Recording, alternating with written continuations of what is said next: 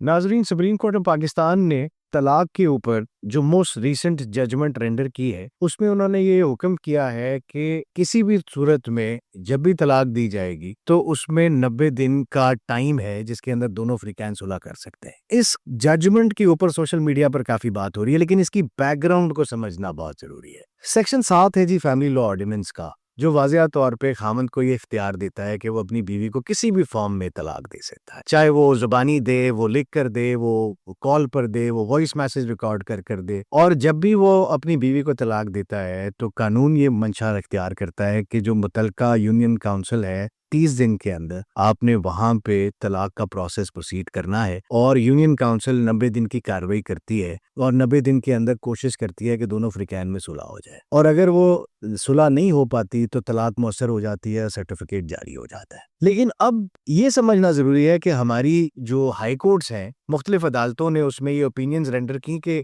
जब भी 2 तलाकों की सूरतें आ जाएं तो वहां पे सुलह की गुंजाइश नहीं है। एक है तलाक बिद्दा, जिसमें खामन 3 तलाक की प्रोनाउंसमेंट्स इकट्ठी एग्जॉस्ट कर देता है। तो उस पे हमारी अदालत का व्यू ये होता था कि क्योंकि खामन ने 3 तलाकें इकट्ठी दे दी हैं तो उसने अपनी इंटेंट जाहिर कर दिया कि वो सुलह की कोशिश या गुंजाइश नहीं रखता। और यूनियन काउंसिल्स को पाबंद किया जाता था कि आप सर्टिफिकेट को बगैर किसी इल्तवा के और बगैर 90 डेज का वेट किए आप सर्टिफिकेट जारी कर दें। दूसरी एक्सेप्शन थी तलाक के मुबारत, जिसमें दोनों हस्बैंड और वाइफ ये तय कर लेते हैं कि भाई हमने साथ नहीं रहना, और यानी जॉइंट डिवोर्स और म्यूचुअल डिवोर्स। और इस तरह की सूरत के अंदर भी इवेंचुअली हमारी कोर्ट्स की ओपिनियंस आ गई और जजमेंट्स आ गई जिसमें यूनियन काउंसिल को बंद किया गया कि जी अब